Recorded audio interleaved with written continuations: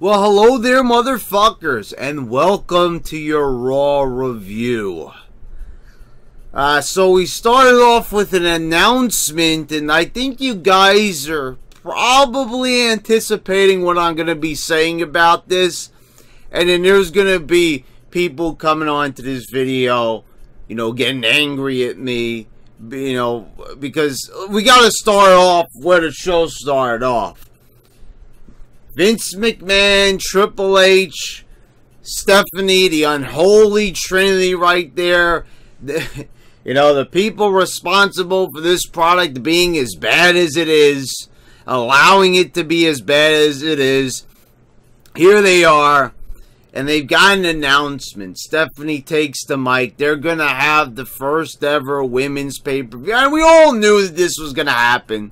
Because it's all about having first here with the women. It's not about putting any effort in, you know, on SmackDown. We just interview the women all lined up, you know. Because they're doing such a great job with the women's division. Why not? You know, they barely could get Rousey over, you know. And the minute she's in a hot segment, she's, you know, being suspended again.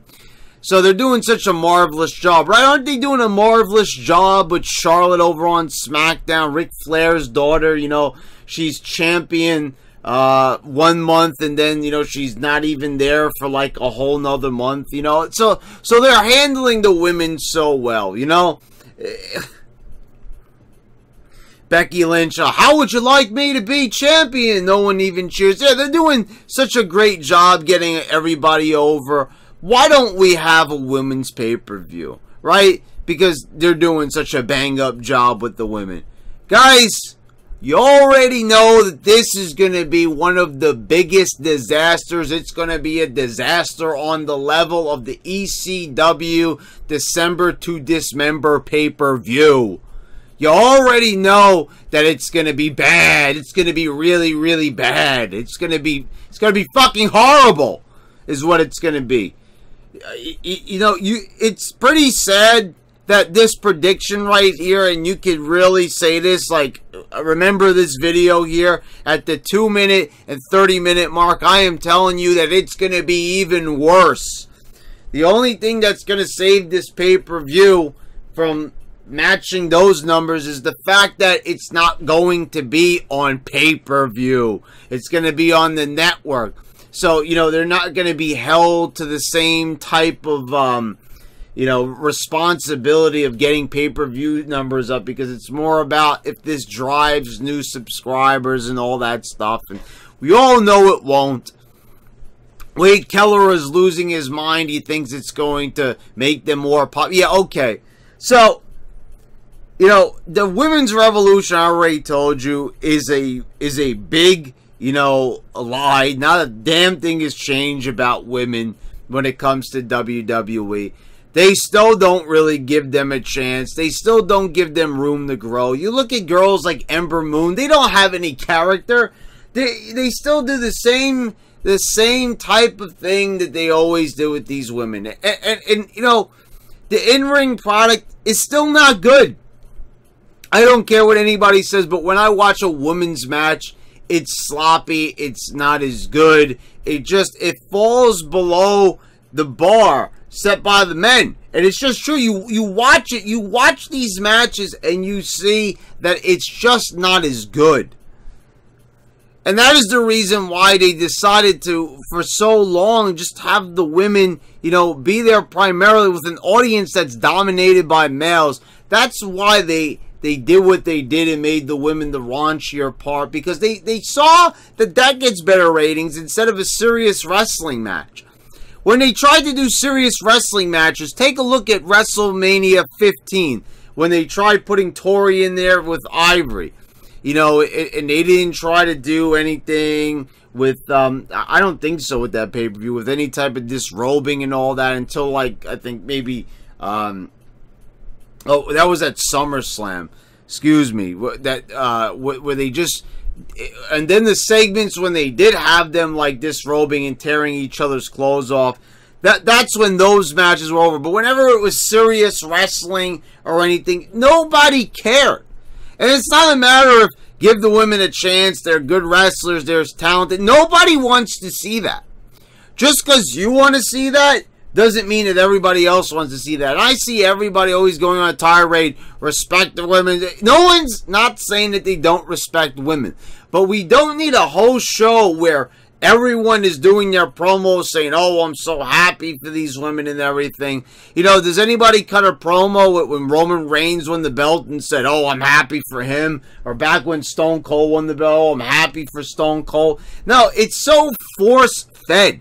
You want to talk about shoving wrestlers down people's throats. Talk about shoving concepts down people's throats. No one is saying anything bad about women where we need to push this so heavily. It's just a thing where they're going out there for PR and just, oh, look how we're treating our women's talent so much. I mean, it's enough already. Give it a rest. They're out there for 10 minutes patting themselves on the back, and it looks pretty fucking goofy, to say the least. It's so corporate feeling, sounding like just some, oh, this is a grand announcement we're going to make, and, you know, and you've got heels, Alexa Bliss clapping, smiling on the stage. And for some reason, you know, we're supposed to believe that SmackDown and Raw were warring with each other back in November. And, you know, that there's separate shows and separate brands. And here they are, all the superstars on the stage together. And I'm saying, you know, I understand kayfabe is dead, but we're still running a show with faces and heels. And here they are. They're clapping. The heels are clapping. Alexa Bliss and Mickie James, who later on in the show, you know, are playing the heel part. They're on the stage clapping for this announcement, wiping tears from their eyes. Oh, I mean, come on. Like, does anybody see what's wrong with this picture? Why this should just not be? This is going to be a disaster of epic proportions. You already know it before it even happens, guys. This is going to be a pay-per-view that's going to be poorly planned. They're going to take, you know, no time and effort into building any stories or feuds. They're going to have like 2 big matches. That's going to be for the women's titles. And then they're going to just they might throw like an NXT match on there, probably. Watch that happen. And then the rest will be like filler that nobody wants to see. You know, we'll probably see like a random match. You know, we'll probably see Peyton Royce versus Lana or something. You know, we're just going to see something. Like I'm saying, guys, go back to this video when that pay-per-view happens in October and watch almost 75% of what I'm saying actually happen. Moving on, the B team defeated Bray Wyatt and Matt Hardy. You know, it was kind of like a fluke victory. So, you know, they attacked them after the match. I don't know what this is supposed to indicate. If it's supposed to be them turning heel, I don't know. At this point, I really don't care. It doesn't even seem like they're making any effort in this story. You know, you've got Matt Hardy, you've got Bray Wyatt. I say it every week. These are characters, you could do so much with them, and they're not even taking advantage of the talent and the ability. And I'm not talking about their wrestling skills. I'm talking about what they could do from an entertainment standpoint. You know, we're never, you know, where's the broken universe? We haven't seen it in months. Since they did the final deletion, where is it? I'm not seeing anything else out of this universe at all. And there's so much potential. Him and Bray Wyatt, they could do so many great segments. You could have funny segments. You could have, you know, eerie, creepy segments with them. There's so much that they could do. They could have so much fun with this, the creative team. But the creative team is not so creative. Therefore, we're not going to get anything good. We're going to get some lousy, lame-brained, you know, a little feud here where they're just going to wrestle each other 10 more times with no thought or effort put into it. Finn Balor was backstage talking to Chad Gable. He asked him, what are you doing here? Like, he works here. I mean, I know it doesn't seem like he works there, but he does. So, Corbin comes, you know, they're moving Balor's stuff. He's asking the guys, what are you doing with my jacket and stuff? Corbin comes up to him. He says, you're going to have a new dressing room. He walks him over, and it's like a little playhouse, like a play school house.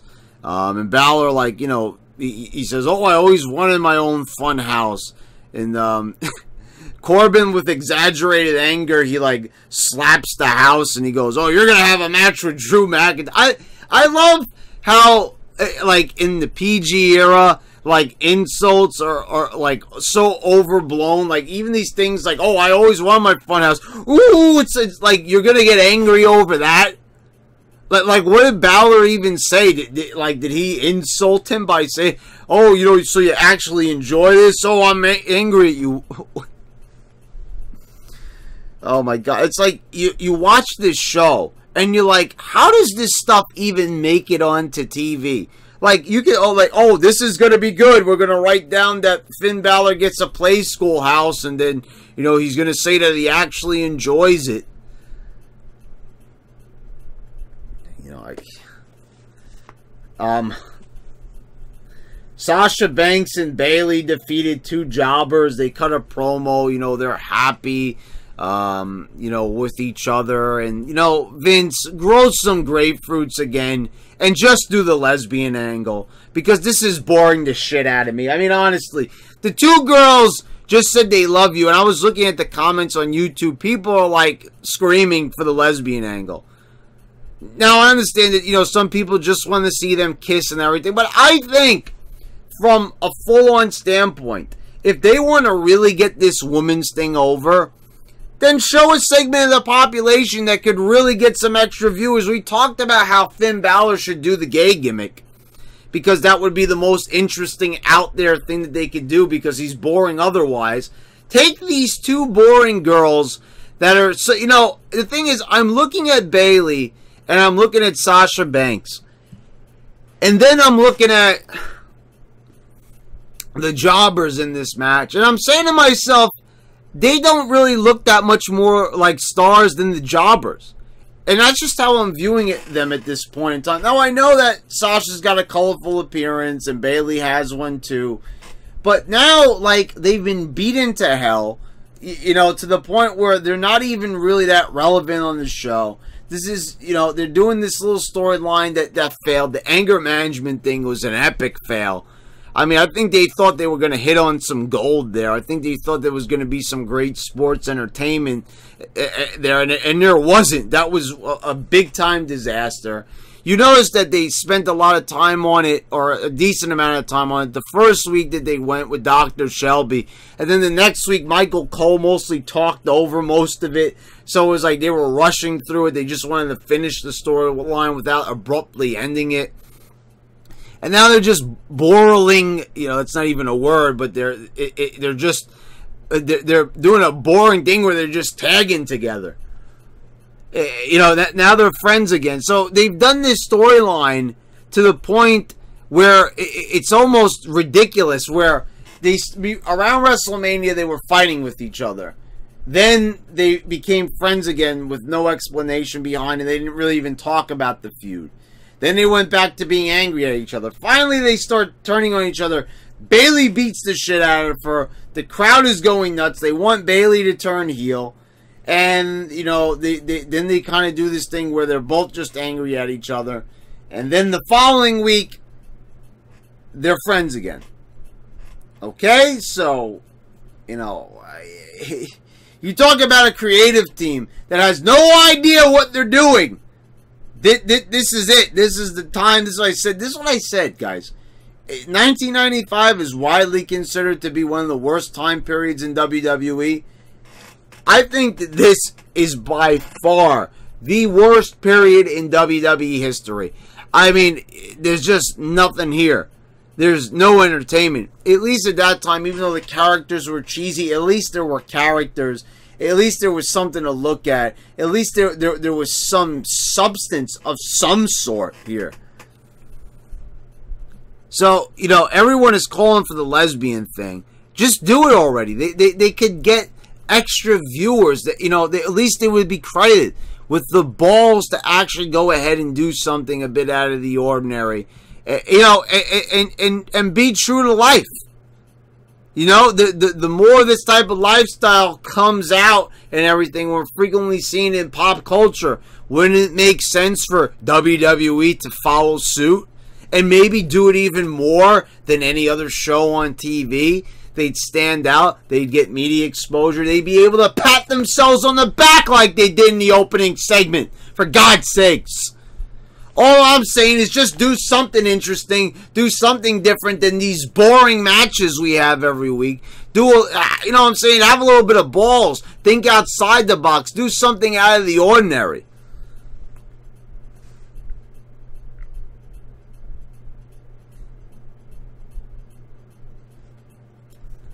We had Elias come out on the stage. He tried to play, but Braun Strowman interrupts. Braun Strowman is congratulating the women. Braun Strowman, who's like supposed to be like the caveman, he just destroys everything. He's thanking Alexa Bliss. I mean, the monster among men, he's a monster. And he's congratulating the women. He should be dragging these women around by their hair. I hitting them over the head with a club, for God's sakes. And he's there. He's congratulating it. Like, they have no idea how to write for characters at all. I'm here, I'm looking at this, and I'm just like, I can't believe that they're having Braun Strowman go out there and actually congratulating the women. Like, this is a guy who was pushing trucks over. This is a guy who tried to kill Kane and Brock Lesnar by dropping a huge, massive structure on them that's supposed to weigh a ton. And you're telling me he's going to come out there and he's going to, oh, I'm so happy for the women. Kevin Owens comes out, and Kevin Owens, this is what I'll say, guys. Kevin Owens is out of shape. I make fun of him. You know, but the guy's good at promos. I like how, you know, he words things, even with creatives, you know, awful scripts and, you know, and templates and everything. He still goes out there and he makes an effort. He says, you know, you tried to take away, you know, my ability to provide for my family. And, you know, I wish that they would give Owens that gimmick, you know, where he's just out of shape, you know, but he could still, you know, be rough and tumble and kick your ass, you know. But the fact that they kind of just, you know, make like he's the prize fighter and everything, you know, I liked Owens. He seemed passionate here. He was yelling at Braun. You know, this seemed like an old school promo. And, you know, but this feud is going nowhere. It's just basically a placeholder while they can figure out something to do. So, you know, nothing really comes of this. Corbin comes out. He sends Jinder to the ring. And Jinder is saying Shanti, Shanti. He's trying to get, you know. And then Braun Strowman tells Jinder and, you know, Sunil Singh to close their eyes. And he does it. And, you know, then he attacks both of them. I'm like, this guy was the WWE champion. He didn't need a gimmick change. He was already getting heat. What's the point? And, you know, he goes from being WWE champion. He hasn't had a match or a meaningful segment in weeks or months. He's just been sitting back there since he had the match with Roman Reigns. They're giving him this gimmick, and he's just like a token character on the show, just a novelty act. Back there with Seth Rollins, you know, involved in these segments where it's supposed to be comedic at his expense. Look at this guy. He's built like a god. He's got some of the best promo skills out of anybody on the roster, and this is how you're treating him? And look how they're treating Braun Strowman. Comedy segments, he's the Money in the Bank holder. He's not even doing anything. You know, it's like,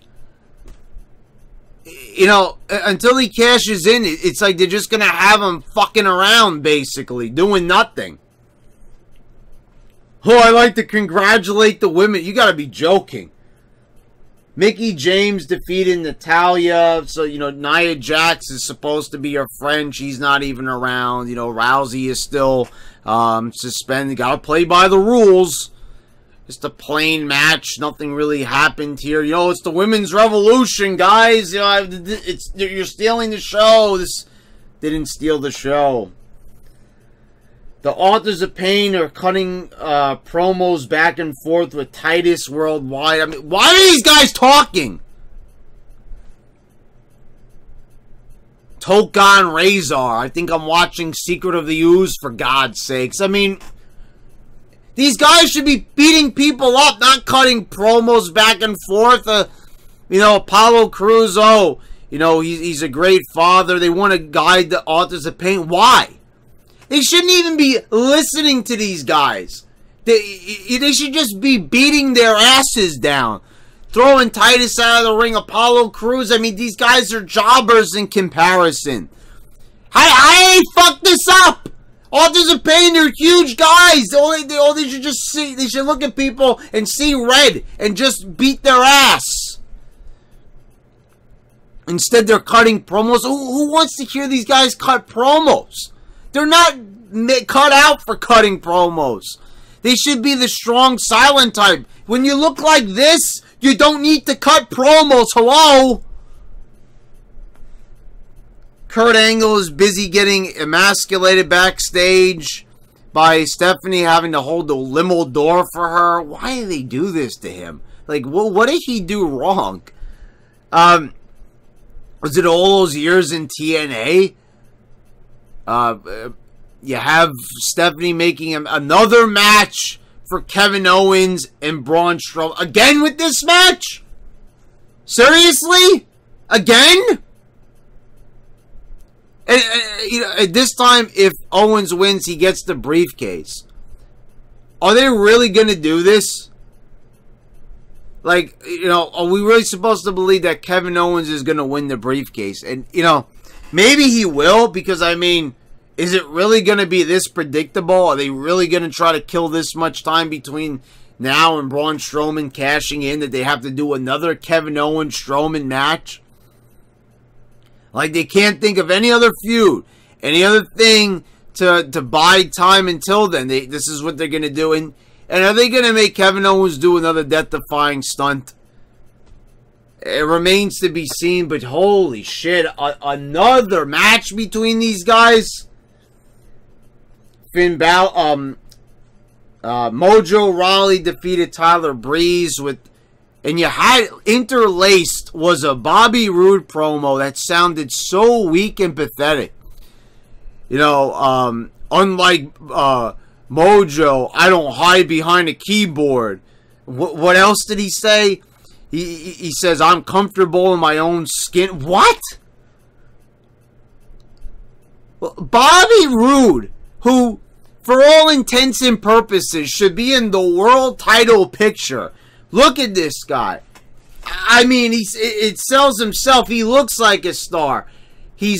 When they cut to him in the little square, you know, the little picture-in-picture thing that they do, Bobby Roode is smiling. Hey, hey, hey, hey, hey, hey, hey.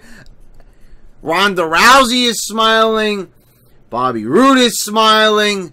Everybody on the stage is smiling during the announcement. Why is everybody smiling like a damn deranged clown? This is what they could think to do with Bobby Roode. Now, I like Mojo. I like this aggressive thing they're doing. But another match with Tyler Breeze after obliterating him last week. Why are they having a rematch? I don't know. So, you know, obviously, I mean, I don't know where they're going to go with this.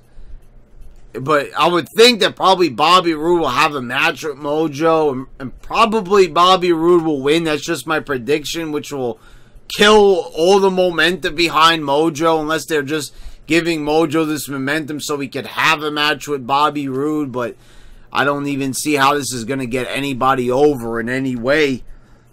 Finn Balor defeated Drew McIntyre by disqualification when Dolph Ziggler ran in. Classic setup here for a tag match when Seth Rollins makes the save. They win the match against Drew and Dolph, so, you know, anything with Drew, you know, gaining any type of momentum by having like a singles, you know, title match, you know, to be the #1 contender in those little triple threat matches they had last week. So that's gone. You know, they're back to tag teaming again, and they're losing again. So remember, they were going to take over the tag division. Well, you know, here they are losing a tag match. So, you know, there you go. So any type of momentum they had is now lost because they lost there. And Ember Moon defeated Liv Morgan because, you know, and where's Sarah Logan? You know, I don't get it. You know, like 2 weeks ago, it was Ember Moon beating Liv Morgan with Sarah Logan at ringside. Then Sarah Logan beats Ember Moon with Liv Morgan at ringside. Now Liv is just by herself, so whatever. Ember wins this time. Whatever, back and forth, back and forth. You know, Ember Moon's not going anywhere. She's not challenging for any title. She's just content with facing the Riot Squad in endless rematches, apparently. Elias cut a promo in the ring. He finally got to cut his promo. He thanked OAR, who contributed to the album. And, you know, I just feel like this really went nowhere. Like, Elias... So, it's the same deal with Matt Hardy and Bray Wyatt. So talented, such a major upside, yet, you know, you take a look and they're doing nothing with this guy. Where is he going? What are they doing with him? You know, there's nothing. There's nothing there at all. There's nothing on the horizon for Elias. He's got the album out. I mean, the guy has his own album out. You'd think that that'd be world championship material. But there he is, you know, just cutting another promo in the middle of the ring, just doing the same old shtick without any advancement. I'm not saying don't have him do the shtick anymore, but let the shtick lead to something at least. Let it lead to a storyline or a feud. He has no feud right now. He's not feuding with anybody. He's not doing anything. He doesn't have a match planned for SummerSlam at all. I've never seen a guy with this much talent where they're going to get behind him enough to give him and produce his own album for him. But they don't know how to book him on the show. And then in the main event, Roman Reigns defeated Bobby Lashley, killing all the momentum. So, let me ask a question here. Why did Lashley beat Roman Reigns at the pay-per-view? Just so Bobby Lashley could lose here.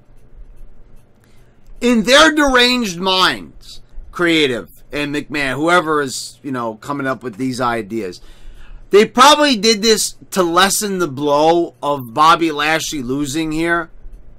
But, you know, after Roman Reigns lost like 2 or 3 times to Brock Lesnar, why are they going to have this match again?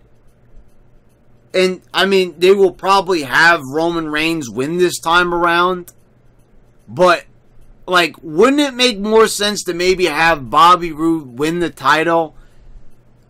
And then, you know, they shouldn't have even bothered with the Roman Reigns and Lashley match. What they should have done was just make that a #1 contenders match at Extreme Rules. And then, many, many, many months down the line, they could have had a rematch for the title. And, you know, that would have at least gave enough time. But instead, they just do a rematch right away. They're going to give us another match with something we've already seen. And you know this is like, okay, so they're catering to the smart marks. So why would they do a match that they know the smart marks are going to hate? Like, who are they trying to please here? And even I, who am a Roman Reigns fan, I don't want to see this match again. We've already seen it multiple times. Now, people exaggerate how many times we've seen it.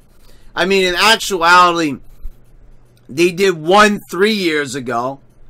Then they did, you know, the one at WrestleMania. And then they did the one at the Greatest Royal Rumble. And that was pretty much it. So, you know, it's really just 3 matches. But, you know, we already saw it at Mania. So, we don't need to see it again. It would, you know, and Bobby Lashley, they gave him some momentum here. He could have looked really good. But instead, no, you know what? It's just like, we're not going to commit to him. Just, nah. I don't know what to tell you guys. I mean, you look at this show, and there's nothing here. There's nothing here besides a big announcement that's going to go nowhere with a pay-per-view that's going to be a total bust. It's going to be a total bust, without a doubt. It's going to be a disaster, like I said, on the level of a December to Dismember. It's just going to be this, you know, it's going to be a boring show. Now, the only thing that I didn't mention is that they're going to have women from the past. Watch those matches be better than anything that the current women are doing. I'm going to say it right now.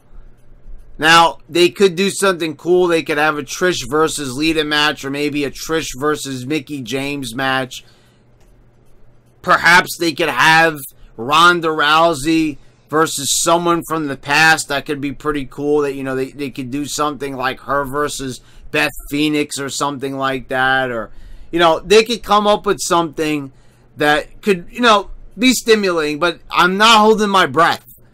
You know, knowing the creative team, that they're going to be able to butcher this some way, somehow. Anyway, guys, there's your Raw review. Oh, and, you know, I hate saying this type of stuff, guys, but please subscribe. Click the bell so you get the notifications on the latest videos so you can check out all my other content like the video game reviews and everything. Thanks for watching, and this has been your YWC Champ, and I'm signing out.